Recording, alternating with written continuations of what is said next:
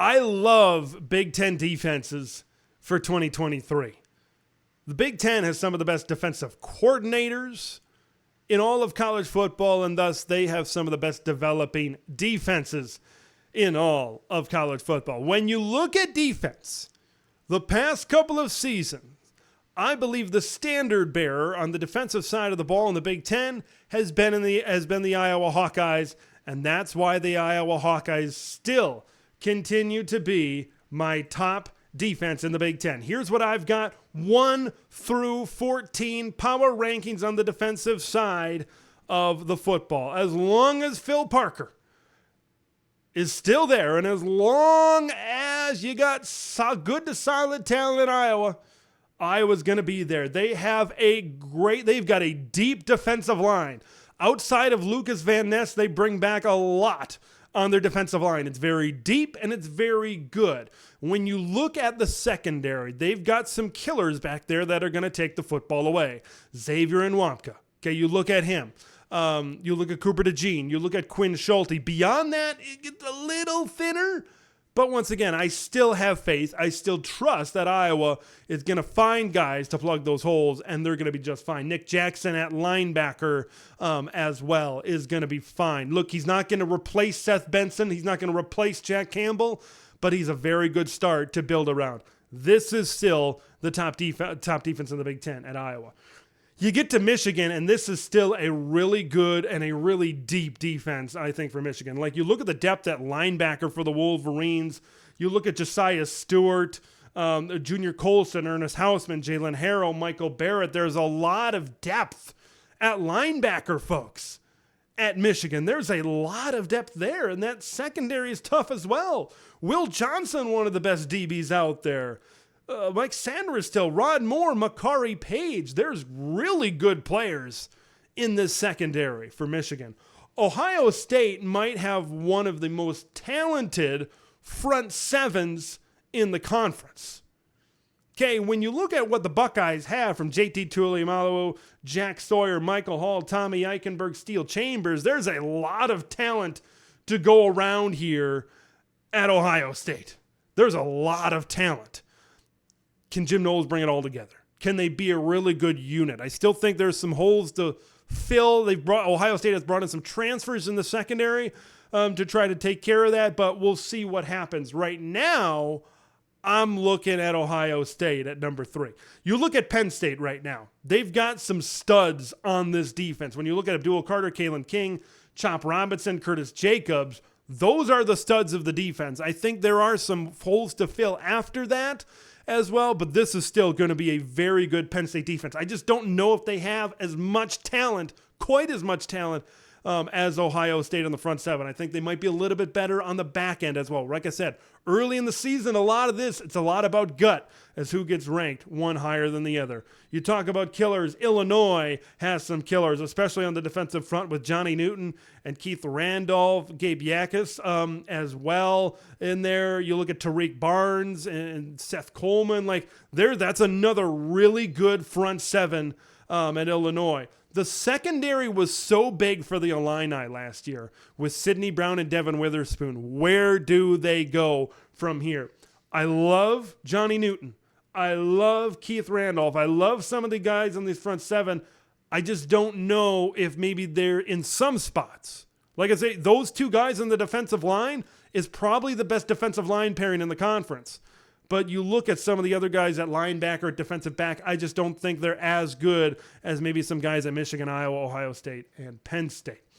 Minnesota, a lot like Iowa, as long as they have their guy coordinating their defense, Joe Rossi, I think they're going to be able to put out a solid defense. Remember, this was the third-ranked defense in the Big Ten last year, so having them notched at number 6, I believe, is actually a little bit of a step down for the Minnesota Golden Gophers. But you'll still look at Tyler Newman back there, one of the best safeties in the Big Ten. Justin Wally is a good cover corner as well. Cody Lindenberg, I believe, is going to step up as the main guy at linebacker. There's still solid talent, and as long as there's solid talent on a Minnesota defense, I think they're going to be fine.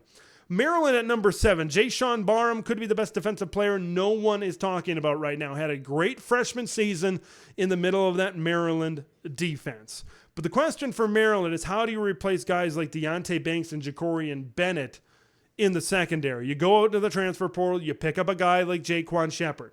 Okay, I believe Maryland is a lot better than I think people give them credit for. Bo Braid and Dante Trader, good tandem at safety that can also come up and play the run as well. This is a good Maryland defense, folks. Like, you want to watch for a sneaky team? Like, if this were a 1 through 14, no divisions, Maryland would be that sneaky team. They return a good offense, and this is a pretty solid defense as well that you should be watching out for. You know, outside of Jacoby Windman and Cal Halliday at Michigan State, outside of those guys at Michigan State, where do the Spartans go? Temensi Adelie is a transfer coming in from Texas A&M. That could be solid.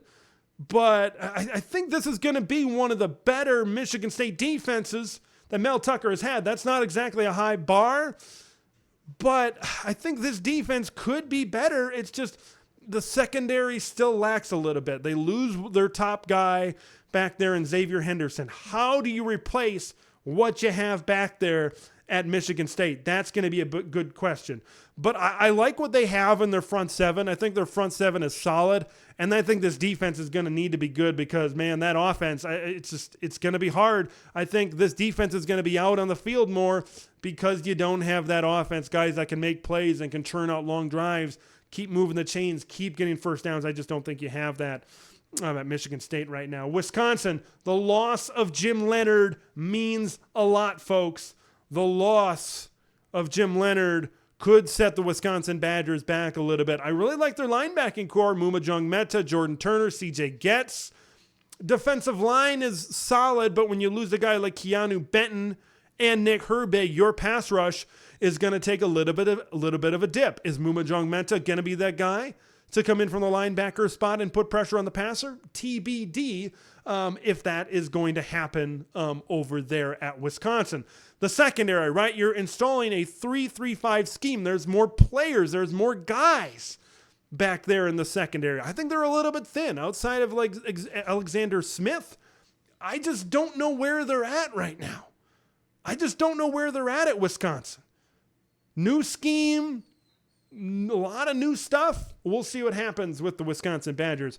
I got Nebraska at number 10, so Nebraska's number 10 on offense and on defense as well. Look, this was a Nebraska defense that last year, it got better after they let go of Eric Shenander, but this was a Nebraska defense that couldn't really tackle that well and gave up a lot of yardage. Are the transfers, MJ Sherman, Chief Borders, Elijah Judy, are they enough to make a difference to really improve this Nebraska defense? Put them over the top. You see a lot of the same guys returning. Is a more aggressive style of defense in Tony White a benefit for Nebraska? We're sure going to find that out on the field. Northwestern is a defense with Bryce Gallagher and Xander Mueller in the middle of that defense. I think is pretty solid at the linebacker spot. Richie Haggerty, the transfer from Southern Illinois, is a desperately needed pass rushing solution for Northwestern. You got to get back. You got to get back to the defensive side of the football at Northwestern. Rutgers is a tough defense, and I could see them rising throughout. I really like Aaron Lewis coming off the edge.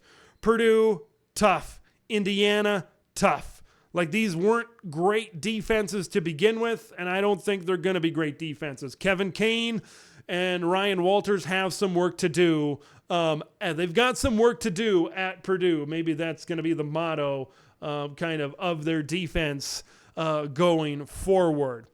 This is going to be a great year for defensive football in the Big Ten. I'm really excited about defensive football in the Big Ten. I think you could see some teams like a Rutgers, maybe a Northwestern, a Wisconsin, a Maryland really rise up through the ranks. It's going to be a deep defensive conference. It's going to make it tougher on offenses throughout the season. It's going to be a tough 9-game stretch for a lot of teams in the Big Ten because of these Big Ten defenses.